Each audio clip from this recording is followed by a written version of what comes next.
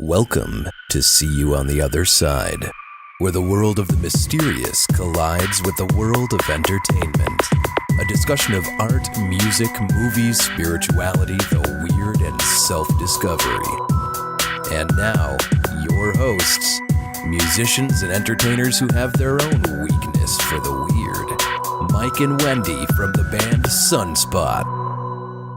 So we made it through Thanksgiving. We made it through the first week of December, and I tell you, I still can't handle all of the Christmas stuff happening constantly.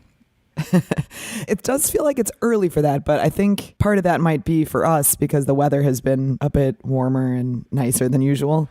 Right. So it doesn't quite feel Christmassy yet. We've had a couple of snow dustings, but It's already St. Nick's Day.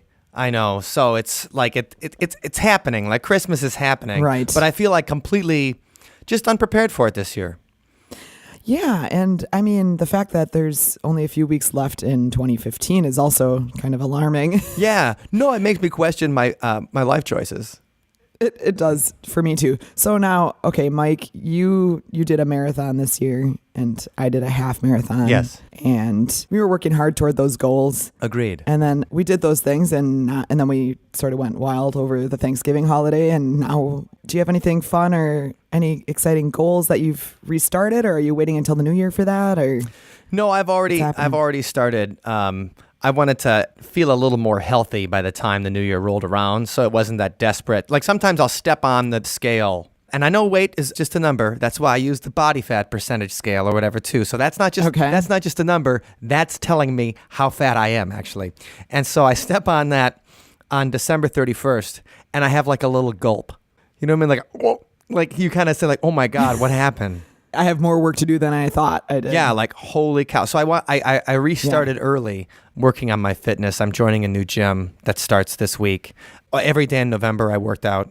And so that's my goal for December too. It's to keep that kind of fitness going. And also meditation. I've decided to try to meditate every day. And I usually am pretty good at that, except after a night of drinking.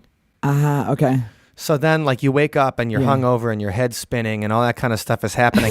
And that's the time when you actually need it the most. I don't need it when I'm having a calm day. Fair enough. Yeah, to be able to settle your mind down, and especially when it's in a disrupted state like that from all the chemical Right, especially when abuse. when you beat your mind the night before up. Yeah. So the meditation one, that's a great goal. I understand. I'm well aware of the benefits of meditation, and I've done it myself. I've on a number of occasions I've set that as a goal, and I've forced myself to do it every day. And I got to say, that's a tough one. It's a tough one to do because you really got to make the time, and you really need to block out all the distractions. And with our smartphones and everything else going on, it's that in and of itself is a challenge. But then to be able to sit there and calm your mind and try to stop the chatter, it's very tricky. It's almost trickier than exercising. I think it is pretty tricky, especially because like the meditation apps I use are on my smartphone. Ooh. So the thing is, like, if you even pick it up and you start to see notifications, then you're like, oh, what's this about? But don't you put it in airplane mode or something when you do that? Well, no, I'm in Do Not Disturb actually all of the time now. And then I just check the notifications every once in a while. So if you're in Do Not Disturb, like new notifications don't show up, but it's the old ones from overnight. So let's say I wake up, like today I woke up at 6 o'clock in the morning, and I look at my phone, I'm like, oh, I'll hit my meditation, and I already see that 10 emails have come in, 5 text messages have come in, and all that kind of stuff. So you have to fight. So you can't start the day with a fresh mind. You have to fight that urge, not even to look There's at it. got to be a way, though, to make those notifications not appear until after you've done your meditation. Yes, I will have to seek it out. But I've been pretty good. I've been pretty good at to just turn it off and things like that. And then so just turning off your mind for a little while and saying like, you know what, this time belongs to me. It doesn't belong to anybody else. It doesn't belong to work. It doesn't belong to the podcast. It doesn't belong to figuring out things. Like, it's just, this time belongs to me. And then it's free. Yeah. And there's so often that you don't do that. That's right. So how long of time period do you try to meditate for? Like 15 minutes. Okay, that's good. So I try 15, 20 minutes, and you just try to think like, I'm not going to think about anything for a little bit. And then when something comes up, you're like, you know what? I'll think about that later. Like that, this really belongs to me. The rest of my day, my mind can belong to someone else.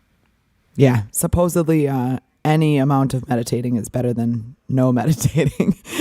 So Sure. they say, if you only have a few minutes, then just try it for a few minutes. So yeah, even 30 luck. seconds of deep breathing, I think, can help. That's helpful too. Yeah, and I have to remember to do that. So like today I'm a man full of rage, and I don't even know what I'm mad at. I think about every project and all the things and all the people you need to figure out and work with and stuff, and I work myself up to like a red hot ball of rage, because I'm just like, gosh darn it, and so then I just think like, let's have 30 seconds of breathing here, and then realize that none of this stuff is really that important, and you just have to not worry about it. And it's Sounds really like somebody might need a retreat. Yeah, I think so. But that's why I'm trying to make sure that I get my meditation time in. And this does have to do with our topic this week. We're going to be talking about the mind at some point today. And yeah, that's right. And sorry, I get a little excited. I love resolutions, and I love goal setting and that type of habit formation. So I'm always interested to hear what people are sure doing. And so that's my two that I make sure I'm gonna do every day in December, no matter what. Even on Christmas, I can take 15 minutes to do push-ups and crap like that, and 15 minutes where I don't have to listen to anybody talk or whatever. And that's why God invented headphones. Sounds healthy. Yeah. And so what are you restarting anything? Well, I'm kind of in the process right now of reviewing. I have a ton of things that I want to do. Right now, I'm so overwhelmed by all the different things I want to do that I'm kind of having trouble narrowing it down to just a few to focus the time on, so I can actually make headway on them. So most of the year I've been doing, push-ups every day and squats and that kind of stuff. Sweet. So that's my jump out of bed first thing in the morning. I don't even let myself look at the phone until I have it done. That way it makes it easier to not procrastinate. So that's a small thing that I'll probably continue to do, but I'm kind of working on mapping out my goals and the new habits that I want to form in the new year. So Sure. Well, I'll update you on that once I get it all figured out, but I think the meditation should be on there. Yeah, I think the mind is a terrible thing to waste. And I've done my best to waste it in a lot of different ways. But sometimes you just need to get that baby quieted down. That's right. Anyway, so that's fun. So it is exciting to do meditation. It's exciting to get goals and think about 2016, because we are less than 30 days away. And and 2016 is coming like a freight train right down on you. Coming at you. Yeah, and you know who's driving the train? Who's driving it? The Grim Reaper. Whoa. Yeah, the Grim Reaper is so coming. true. So make sure, I think when people talk about the Stoics, and I know that Tim Ferriss talks about this in his podcast a lot. All the time. Yeah, and his podcast also goes on about an hour and a half too long every episode. But when he talks about the Stoics, the important thing is that reminder of your mortality. In that, don't waste your time, because pretty soon there's going to be no time to waste. So I really like that aspect of it. Ryan Holiday wrote a book called Trust Me, I'm Lying, which is a great marketing book. And it's really interesting on how he kind of made some of these new media personalities happen through the idea of his marketing genius and being able to infiltrate like blogs and TV shows and stuff like that. Anyway, he said that he learned from Robert Greene, the guy who wrote the 48 Laws of Power, and also a UW graduate. So, University of Wisconsin, Robert Greene. He says that like Robert Greene told him about just remind yourself of your mortality every day, and that's a great way to kick yourself into gear. I mean, obviously there's going to be some days where you sit around and just watch Netflix. Like that's always going to happen. But instead of letting your life kind of pass you by, like jump in right away and do that. And I'm excited to do that in 2016. And it's true that, you have those moments where you'll have a shakeup, a tragedy strikes someone or you'll have like a health scare or something like that, and it makes you think like, oh man, whoa, I might almost be out of time here. Mm-hmm. And but you really don't think about it on a daily basis, and those are the times that really get you going and get you right. Well, it's kind of like I woke up and December was already here, and it's like, oh, remember when 2015 was full of promise and excitement? It's like, well, it's fresh. It's time for the culmination of that promise and excitement. So that's why we're doing the podcast, and that's why we talk about fun topics like the most successful author of all time. Who do you think the most successful author of all time is, Wendy? Oh, man. Is it Dr. Seuss? Dr. Seuss actually is a good guess. And, I think J.K. Rowling would be a good guess, too, because she's worth like $11 billion. Like J.K. Rowling is worth more money than, I think she's the richest woman. Is she richer than Oprah? She might be richer than Oprah. No. Yeah, I think J.K. Rowling might be richer than Oprah. But anyway, she's in the top 3 richest women on the planet. So you think, well, must be J.K. Rowling. Because that Harry Potter stuff is like magic. The kids love it. Yeah, it's true. But really, the most successful author of all time, besides Jesus in the Bible, is... He didn't write the Bible. No, his buddies did. Or people after his buddies. Like Moses helped. Right. Like Moses wrote the first, 5 chapters or whatever, the Pentateuch. But yeah, JC, it's kind of like JC had ghostwriters. He told the stuff and then they kind of wrote it down. Kind of like how celebrities do biographies. So it's Agatha Christie, Dame Agatha Christie, woohoo, known as the Queen of Crime. She wrote 66 detective novels over her life and 6 romances. She was a romance writer too. I've never read any of the romances, but Agatha Christie. Never? No, none of her romances. And I've only read actually a couple of her novels, and I've mostly just seen television and film adaptations of her work. Okay. And actually, when I was a little kid, I ordered the Time Life Agatha Christie collection or something like that. Naughty. Yeah. So, Time Life used to have a bunch of books, and you get the first one free. And there was just like those record company subscription service thing. So they send you a new book every month, and then you just automatically pay for it. And I saw the Agatha Christie one on television, and I called and I ordered it. And they didn't even I don't even think they checked my age or anything like that. And maybe I was 9. And that's hilarious. I think my parents made me return it, but I still read it. Murder on the Orient Express was the first one. Oh, okay. Cool. But it was just one of those Time Life collections where it comes. And so I remember ordering that when I was a little kid, and I was all excited when it came because I got a package. And when you're a little kid, unless it's your birthday, you never get packages, so. Right. It's so exciting. It's a massive event. Yeah. You go crazy. Like, I got a package. And so my only package was a Murder on the Orient Express, which I could have gotten at the library for free. Sure. Oh, boy. So some of her detectives, like Hercule Poirot is the most famous one. He's a Belgian detective. And they made all of the Hercule Poirot stories for mystery. If you ever watched that mystery show that was on PBS, I used to love that on Saturday nights. And yes. So why are we talking about Agatha Christie today, Mike? Okay, I'm excited about Agatha Christie, and I could talk about her forever because she's such a great novelist. But we're talking about her because today is the 89th anniversary of her disappearance. That's right, and we're recording this on Thursday, December 3rd, so it is the actual anniversary. Yes. And she disappeared for a period of 11 days in 1926, and nobody knew what happened to her. And so, let's set it up a little bit. Okay. So by this time in 1926, she's already a successful novelist. And she's been married for a few years, has a child. She was a nurse in the First World War. She married a First World War hero kind of guy. So, Agatha Christie was already a successful novelist at this point, and she was famous. Kind of like how J.K. Rowling is famous now for Harry Potter. Kind of like how Sir Arthur Conan Doyle was famous in the early 20th century because of Sherlock Holmes. So right. You have a famous author that all of a sudden disappears, and nobody knows what happens to her, okay? They find her car the next day. Her car is down by a lake. So she's gone. There's just her car and some clothes strewn about in it. They think there's some kind of accident. They think there's some kind of foul play. And of course they're going to think it's some kind of foul play because she's the one who is writing about people killing each other. And so the story almost writes itself. Murder mystery novelist disappears in a murder mystery. Whoa, that's so meta. Yeah. And so she disappears. And then, all of a sudden, the newspapers catch wind of it, and it becomes like a media firestorm over the next 11 days. They say that 1,000 policemen were sent to search for her. Whoa.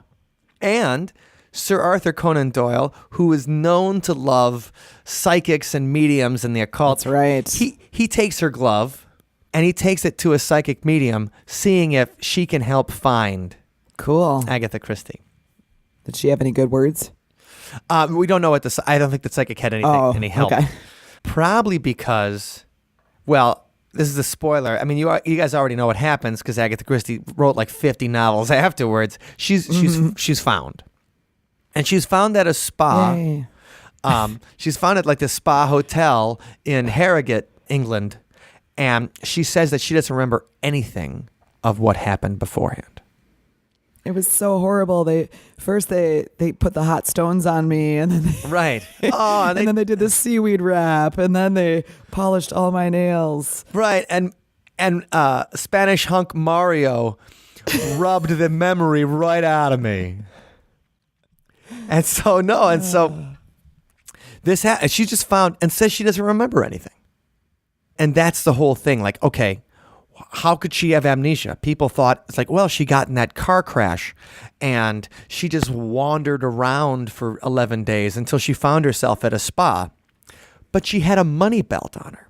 So why would she's like, oh, I always have a money belt on me. Yeah. What, is that weird? No, it's not weird. I got a money belt on right now. But maybe back then it was more common. I don't know. Sure. It's just got change in it. It's the change belt, pretty much. It's the change belt so I can take the bus belt. Yeah. And Agatha Christie says, oh, I can't remember anything.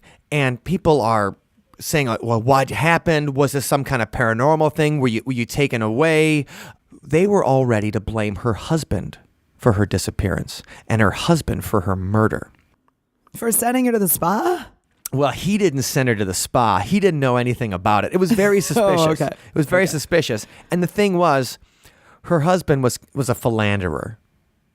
Okay? Her husband was not the world's most faithful husband. And so he actually had asked her for a divorce earlier in the year. He was in love with a woman named Nancy Neal. And, well, a funny thing is, Agatha Christie had checked in to the Harrogate Spa as a Teresa Neal. Oh, that's bizarre. Yeah, so she had taken the last name of her husband's mistress to check into the spa. Curious. Right. So doctors diagnosed her as suffering from amnesia so the doctors said, oh yeah, no, she has amnesia. She can't remember anything. And a few years ago, there was an author, a British writer, who said that she was suffering from a fugue state. A fugue state? Yeah, and this is where I said we were going to get into our mind. Oh. So let's get the definition of the fugue state. According to the DSM-5, which is the American Psychological Association, their diagnostic and statistical manual. It is a rare psychiatric disorder characterized by reversible amnesia for personal identity, including the memories, personality, and other identifying characteristics of individuality. The state is usually short-lived, ranging from hours to days, but can last months longer. It usually involves unplanned travel or wandering, and it's sometimes accompanied by the establishment of a new identity. It used to be its own state in the old psychiatric manuals, but now it says it's part of something called dissociative amnesia. Okay, for you non-psychic, for you non-psychics, actually I know we probably have more psychics listening to this than we have psychology majors. That's true. And I meant to say for you non-psychology majors, dissociative amnesia is that you forget who you are and you become someone else. Sometimes I wish I could do that. Yeah, well, people wish it so much that it happens to them. And that's the whole thing. So this is spoilers for the first season of Breaking Bad. It's everybody. But, okay, so Walt in Breaking Bad gets kidnapped by Tuco. Remember Tuco? Crazy meth dealer. Oh, yeah. Scary guy. Right. Hard to forget about Tuco. He was pretty sweet. And not pretty sweet. It was a pretty sweet character. Nobody's like, yeah, Tuco rocks. He was a very memorable character. Yes. He shows up in Better Call Saul too. That's right. So Jesse and Walt get kidnapped by Tuco. And then Jesse, he's just a meth dealer. His parents don't even want him. Like when he comes back after being missing for a few days, nobody cares. But Walt's a beloved chemistry teacher with a family. And he comes back after being kidnapped in Mexico by Tuco. And he has to pretend that he doesn't remember what happened to him. He has to show up and be like, I don't know where I was. I don't know what happened to me. Like he was some kind of alien abductee or something like that. Mm-hmm. So what the psychologist in the show says is like, oh, it was a fugue state. He goes off for a few days, loses his memory, becomes a different person. And the fugue state was caused by his previous cancer diagnosis. So triggered by the trauma from... And that's exactly what they said happened to Agatha Christie on December 3rd, 1926. And so, okay, what do we not believe here? Yeah, that's curious. I mean... So there are famous fugue states that have happened to people. Did you ever see a movie called Sybil? No. Okay, it's Sally Field playing someone with a multiple personality disorder. We'll be talking, whenever we do an episode on the myths surrounding multiple personality disorder, which also lead into legends of possession over time. And we all know what multiple personality disorder is, right? There's several people living inside you. Right. So like I could be Mike right now, but later on I'm talking to somebody and I'm Trixie, the hooker from in front of Red Letter News on East Washington and Madison. Okay. And it's like, oh my God, but it's still me. And you totally encompass that person, like if they have an accent or whatever movements or personality characteristics they have. Your mind creates memories for that person exists as a different character inside of you. Yeah. Obviously, I would not be very believable as Trixie because I have a beard and stuff like that. So nobody would be like, oh yeah, she's great. But you can have people of different genders, of different ages, the whole thing. Different characters inside your head, you all of a sudden embody that and have memories for them. Well, Shirley Ardell Mason, who is the character that Sybil, the movie, was based on, she would disappear and reappear with no recollection of what happened. And she's another person they say like, okay, this is a fugue state happened. Somebody named Jody Roberts, who worked for the Tacoma News Tribune, disappears in 1985, found 12 years later in Alaska, living under a name of Jane D. Williams. Now, some people think she'd been faking amnesia, but some people believe that she actually had a fugue state. And this seems to happen to different people. There's like maybe 10 cases. It happens more in TV than it happens anywhere else. It happens in Doctor Who. There's a character, and we'll talk about Doctor Who because Doctor Who has their own explanation for what happened to Agatha Christie as well. But cool. There's a character on Doctor Who that goes into a fugue state. The Mentalist, Lois and Clark, The New Adventures of Superman, One Tree Hill, Scandal, Archer, Under the Dome, even Teen Wolf, that MTV remake of Teen Wolf. Somebody enters the fugue state. So the thing is, while there's maybe 10 reported cases, famous cases in history, it happens in television all the time. And so Yeah, because it's an easy way to make different kind of plots occur without having... It's an easy way to explain strange things that happen. Yeah. Think about how often it happens in soap operas. People get amnesia in soap operas all the time. Like, I don't know what happened. Like, right. Like there's a plot twist or a character leaves or, one of the actors decides they're not going to work with them anymore. And all of a sudden they use that as a sort of a way to explain it. He comes back after 6 months and the amnesia is the plot point for it. So the thing is that psychologists they do diagnose that some people actually go into a dissociative fugue state. One movie actually shows the character actually changes the person that plays the character when they go into that state. Wow. David Lynch is the man that brought us Twin Peaks and Blue Velvet, Dune. He likes to make very dreamlike movies, very crazy movies. David Lynch does. And his movies are all usually pretty good. But he made a movie called Lost Highway in about 1997. Great soundtrack. Nine Inch Nails did a song called The Perfect Drug for Lost Highway. Oh, right. I remember that. Awesome video, awesome song. And Lost Highway, the main character all of a sudden changes in the middle of the film. That's got to be kind of confusing. Oh, if you're not, aware of what the director's doing or whatever. It's completely confusing. I had to talk about it for like 2 hours after I saw the movie because I couldn't figure out who is this guy? Where did he come from? Bill Pullman, Lone Star from Spaceballs, is the main character for most of the movie, and then all of a sudden he's like some actor who I don't even know. Okay. All of a sudden the main character becomes like a jazz saxophonist into some weird actor. And you're following him around and you're like, why is this happening? What's going on? It's never explained. Yeah. It's just like a really bad dream.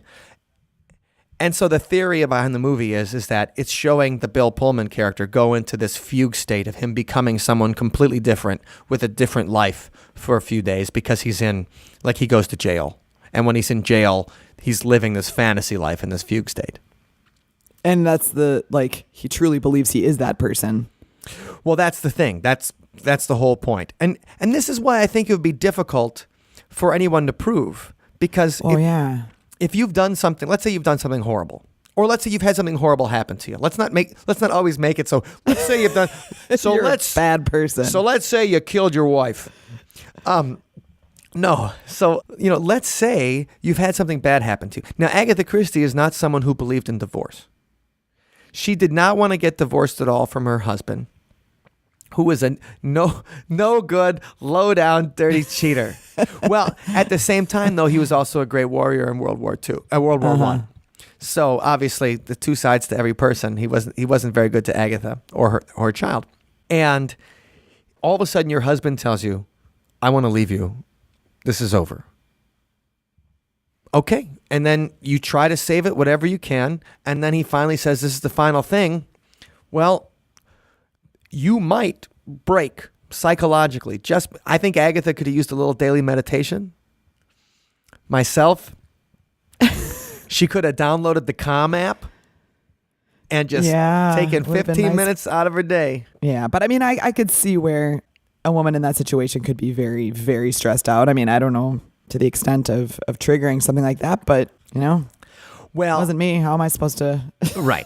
But that's the thing is so no laws were broken, but how much money was wasted in going to search for her? Oh, right. With 1,000 police. And I mean, that's crazy.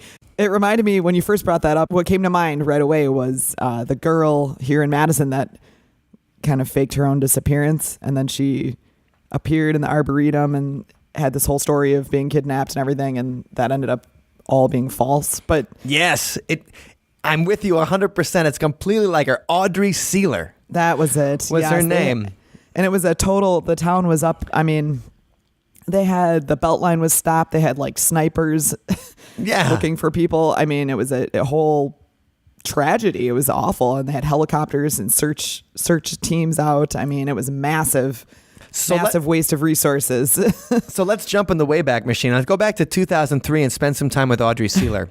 Yes, because we're in Madison, Wisconsin, for those who don't know. So this is why we both are so familiar with this case. And Audrey Sealer is a University of Wisconsin-Madison student who all of a sudden nobody sees her for a few days.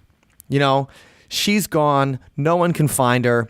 And the city goes into, because things don't really happen. And we have a murder in Madison, Wisconsin. It's a big deal. This is the kind of place where less than 5 murders take place in a year, if that many. So when something happens, especially to a University of Wisconsin student, everybody goes crazy. Now, whether it's good that they decide to go in an uproar for University of Wisconsin students versus the regular population or things like that, that's a moral judgment that I'm not making here. But I'm just telling you what happens is that people go crazy when something happens to a student. Sure, right. So Audrey Sealer disappears, and there's a manhunt, and this is national. This is on CNN. This is Nancy Grace hosting the live footage and things. And this is happening while we're on tour in the spring of 2003. So our band, Wendy and my band, Sunspot, is on tour at the time. And I believe we're in Canada when the manhunt for Audrey Sealer is going on. The woman hunt. Was it? Yeah. Okay. Because I remember we were playing in Toronto and we were answering questions because CNN was on and they were showing Audrey Sealer.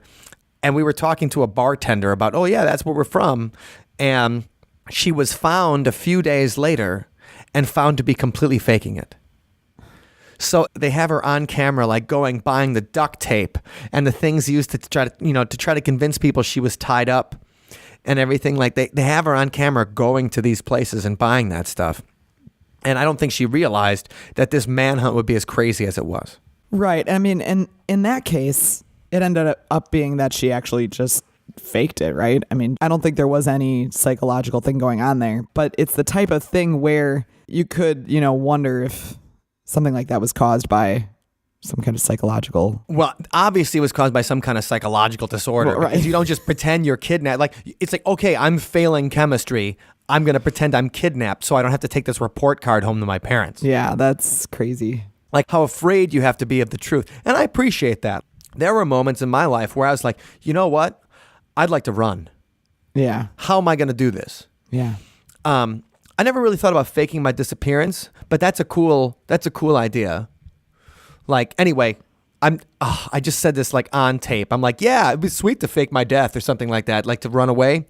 But yeah, so I guess what happens is Nice. Not happening ever to you now, buddy. right. What happens is if I die early or something like that, then they're going to come after me. So I'm going to have to make it really convincing, like the end of The Dark Knight Returns. No, the end of The Dark Knight Rises. Okay, so Audrey Sealer is our own Agatha Christie in Madison, Wisconsin. And the thing is, she was found with nothing wrong either. You know, she's at this spa and everything's fine and at the hotel. And what happened was, like, there was somebody in one of the bands. So they had bands playing at this hotel. Somebody in one of the bands Sweet. recognizes her. At the spa? Yeah.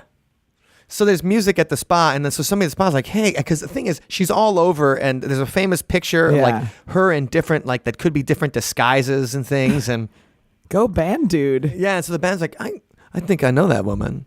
Hey, I know her. Yeah, so he comes up and talks to her, and, you know, by that time, I think she'd given up. She's like, okay. And she checked in as Teresa Neal, the same name as her husband's mistress, and finally she gets found and then says, oh, I don't remember anything that happens. And then 2 years later, she divorces Archie. I can see why they probably wouldn't want to be together after that, because first of all, he's a cheater, and second of all, she goes crazy and runs away, and the entire nation starts looking for her afterwards. And it's funny that this is very similar to the story Gone Girl by Gillian Flynn. That was a very popular book about 2 years ago. Okay. It's a great book, so I recommend you guys reading it. And I don't want to spoil it, so maybe skip the next 2 minutes if you haven't read the book, because it's a fantastic Wait, I haven't read it or seen the movie. You're going to spoil it? Yeah, I'm going to spoil it for my co-host. I guess you can close your ears if you'd like. So, in the book, a woman fakes her own disappearance. Everybody thinks that her husband killed her. She's famous, he's not. And in the end, they have to end up back together and reconciled.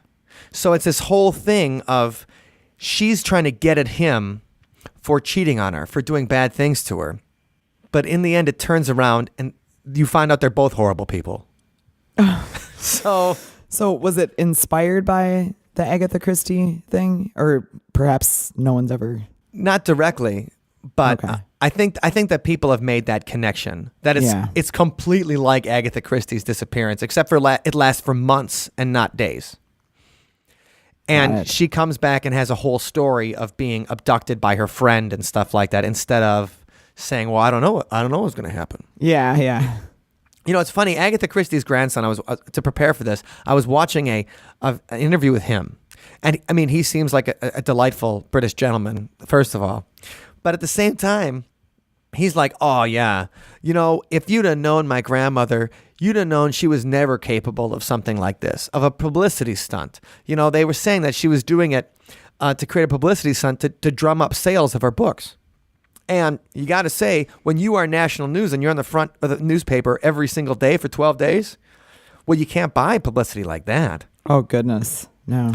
So was it a publicity stunt? Well, she's not going to say. And he's like, oh, she could never dream of that. Oh, no, not my grandmother. No, give me a break. Like, she dreamed of 66 different ways of people being murdered. She helped define the detective story and the murder mystery as we know it. I think her imagination was pretty good, you know? Definitely. That's part of what makes such a good author. I mean, Now we got a couple of fictionalized retellings of what happened during her disappearance. oh, fun. Okay, so there's a 1979 movie by director Michael Apted, who's famous from making the 7-Up series of films, which follows a whole bunch of British children from the time they're 7 and comes back to them every 7 years. Oh, yeah. And we have one of the characters from the 7-Up films actually is in Madison. Really? Yeah, Nick the physicist. I didn't know that. When he's 7 years old, he talks about, he's like, I like to see the moon and all that. Aw, that's And then so cute. 49 years later, he's a professor at the UW. And actually, he used to go to my wife used to work as a barista, and so she would have to serve him his tea and newspaper every single day. Like he had a cookie and a tea. Like very British of him though to have that tea and totally. cookie every day. That's cute. So anyway, so Michael Apted is famous for those films, and those are great movies. And he directed one of the James Bond films, one of the later Pierce Brosnan James Bond films, and he's done up. I mean, people love him as a director. He's a great director, but he made a 1979 movie called Agatha. And that had Vanessa Redgrave as Agatha Christie, Timothy Dalton as Archie, her philandering husband. And so in that movie, it depicts her planning her suicide to frame her husband's mistress for the murder. Oh, wow. That's a very extreme. And so there's an American reporter played by Dustin Hoffman, and he follows her and he stops the plan. And it outraged her heirs so much that they tried to sue the film company. Because that doesn't really paint her in a very nice light. Right. But it's going to be fiction because I mean, Dustin Hoffman's a charming enough actor. I just can't see Vanessa Redgrave falling in love with him or whatever. They should have been like, obviously this is fiction. Vanessa Redgrave, proud, aristocratic. Dustin Hoffman, like a little guy who's usually kind of neurotic. Not Woody Allen neurotic, but still fairly neurotic. Sure. But he was great in Tootsie. Okay. He was. Also, there's a Doctor Who episode called The Unicorn and the Wasp. And I actually forgot about this episode. And I'm in the vicinity of the world's biggest Doctor Who fans. And I forgot about this episode when we were talking about it, that this had to do with her disappearance. Oh, wow. For this one, it's an alien that causes the disappearance. There's a secret alien life form, and the whole thing takes place as like an Agatha Christie mystery. There's a murderer there, and a big theft happens, and somebody gets pregnant by an alien wasp. And Agatha Christie almost dies, but she wakes up, but gets amnesia from the whole thing. And then the doctor drops her off at the spa, 10 days afterwards. Interesting. Yeah. I love the imagination there. Right. So it all happens because she has an adventure with the doctor in the 1920s.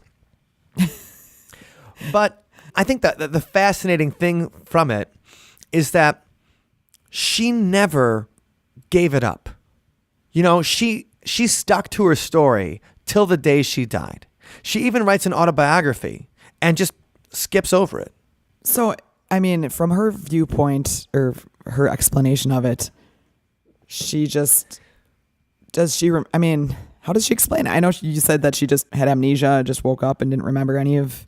But did she remember the disappearance or how she vanished? Or? She gets in her car. Oh, right. The car. Drives away. Yeah, so she gets in the car, and then her car is down a hill, this place called Silent Pool, a natural pond that actually had been the setting in one of her books. And the first thing the police did was they thought that she had fallen into the lake. And so they dredged the whole lake looking for her body and didn't find it. So she's like, oh my gosh. I got in a car accident, and I just wandered off. And then I forgot everything. And so, and this is 89 years ago tonight. I can't, that's fun to think. It's not fun to think about it. It is. It's fun to think about it, but I can imagine the pain that this woman was going through. Yeah. She's like, oh God, like here's what I believe. Okay, what's your thought? I believe she wanted to get back at her husband, and this was the best way to do it. She would have stayed gone as long as possible in order for him to feel the heat of, did you kill your wife because you wanted to marry this? Because he eventually married Nancy Neal. Right. Oh, gosh. So he eventually married his mistress. And did you kill your wife because of that? And she was making a real life one of her books.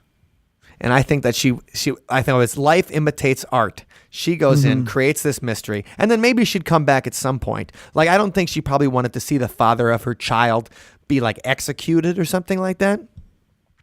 But I bet she did want to see him squirm a little bit. She's just hurt. You never know. Hell hath no fury. Yes. Yeah, right. And she's as scorned as they get, made a fool of. And then she comes back and even tries to save their marriage, and he won't do it. And she's the powerful one in the marriage because she's the one who's wealthy of their books. She's the one who's famous because Celebrity. incredible author. And she doesn't have that control of making him love her. Okay, well, then if I can't make you love me, then I'm going to destroy you. Wow. That's quite a theory, Mike. Yeah, and then eventually she gets discovered. And then it's like, okay, and probably she changes her mind. Maybe she's not mad as she was that night. Mm-hmm. Like that night when she puts, because obviously it's not super well thought out. She doesn't. Right. She only has this hotel to go to where she uses a fake name. It's not like she has like an escape. It's not like she left the country or had to do something where she had to show her passport, like go to the United States, because her father was her father was an American citizen. Oh, okay. It's not like she was off in the woods hiding or something, Right. Not Audrey Sealer style. Right. She's just off in the woods by the Dane County Coliseum. But so I don't think it was a publicity stunt. I think it was a way to get back at her husband. She was upset, desperate, and did something like that. Was it a fugue state? It depends on what you believe. Do you think people can just have amnesia and become a different person? I don't know. Who knows? And how do you prove it? How do you prove it's that and just not them faking it? Right. And that's the thing.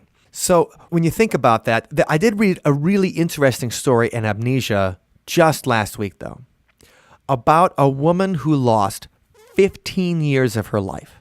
Whoa. It was a British woman, so maybe this thing only happens to British women. I don't know. It's just a thing. It's like, it must be all that tea, and it must be in the crumpets. I think it's in the crumpets. So there's a British woman who lost 15 years of her life just out of nowhere. She was 32 years old in 2007. So pretty much just maybe a year older than me. Yeah. Okay. There's a good argument for journaling. Yeah, right. She was 32 years old in 2007. She wakes up and she thought she was 15 again. Oh my gosh. That would be weird. Yeah, and I'm sorry, I think I did the math wrong. I think she was 30 in 2007. She was 15. So she lost 15 years of life. Okay. Anyway, that's either here nor there. But she woke up and then she couldn't believe that she was old. She looks in the mirror. So scary. She looks in the mirror and she thought she was 15. You'd think you're in one of those movies where, the young person in the old body, kind of like Big or something like that. Right. She wakes, except it's not as cute as being turned into Tom Hanks, or when Fred Savage changes places with his dad, and like vice versa. Yeah. Or is that Kirk? There's Kirk Cameron's in one too. Anyway, and isn't there one that 13 going on 30 or 13 with what's her name? Jennifer Garner, right? Yes, that's it. Thank you. Okay, so I knew they made a new one of those. There was a whole bunch of body switching movies for a while in the late 80s. But that's what it sounds like. It sounds like a real life version of that. Yeah. And that sounds terrifying. Right, except okay, so Tom Hanks knew that he wanted to be big. Yeah, and it was Zoltar or whatever. Right, Zoltar. Gave him his wish. Zoltar. I think didn't we play somewhere that had that actually had the Zoltan machine? I don't know. Probably. I think we played somewhere that actually had the Zoltan machine, and I was like, "Oh my god, that's a machine from Big!" Like, where would they even get that? That wasn't even real. Awesome. Well, maybe it was. We should have made a real serious wish on that then. I know we should have. So she eventually got her memories back, but it was several years, and she thought she was still 15 years old again. She had kids and stuff, and so she was acting like it was normal for a little bit, so she didn't freak the kids out. She thought she was in some kind of bad dream, and that every day she would wake up when she went to bed. She would wake up and life would be normal again, and she'd go back to high school or the A levels, whatever they call that stuff over there. So what caused that? Was there a tumor, or what would spawn something like that to happen? I'm not exactly sure. I don't remember that they explained it in the article. I mean, Okay. if she had a brain tumor or something that might have affected her brain like that, but yeah, she had the kind of amnesia where just one day she woke up. And what I'd also be interested in learning too, and they don't explain this quite in the article, is that did she have all her memories of being 15? Like, think about, so when you're 15, could you remember all the classes you had? What do you mean? Okay, so you could remember that. Okay, like when you're 15 right now, can I remember the classes I had when I was 15? That's correct. Doubtful.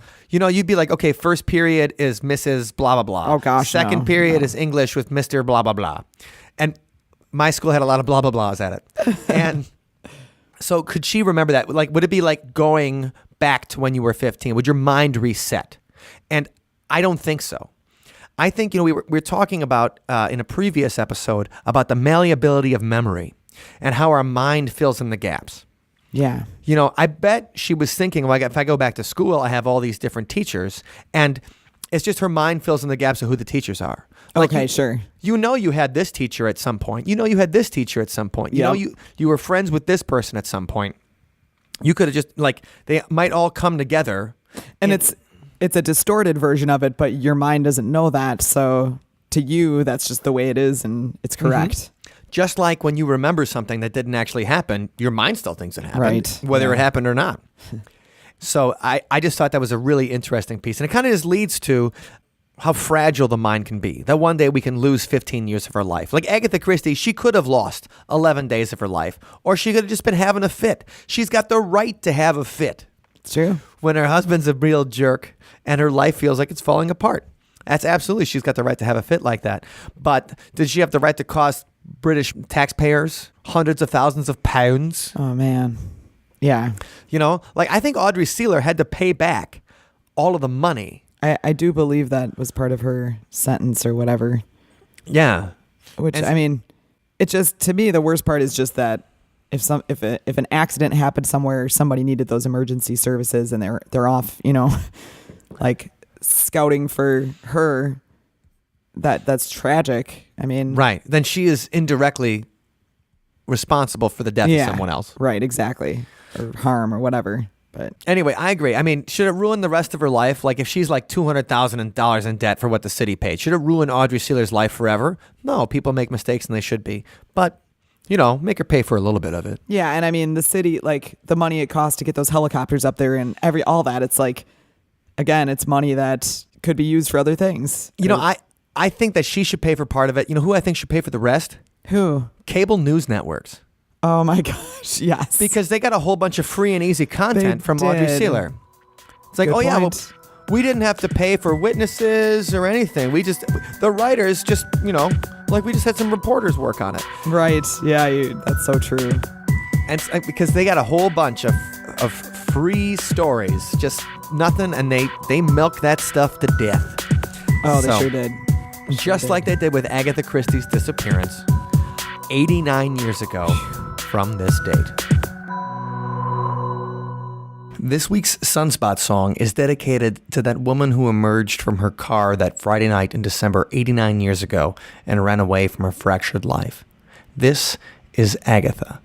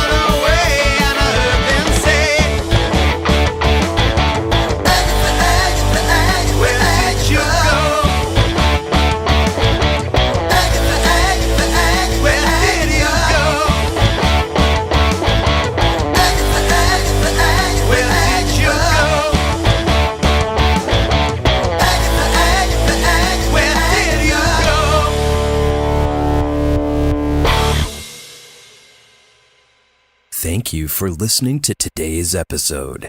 You can find us online at othersidepodcast.com.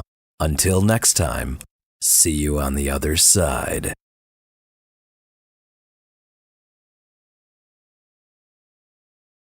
Spanish hunk Mario rubbed the memory right out of me.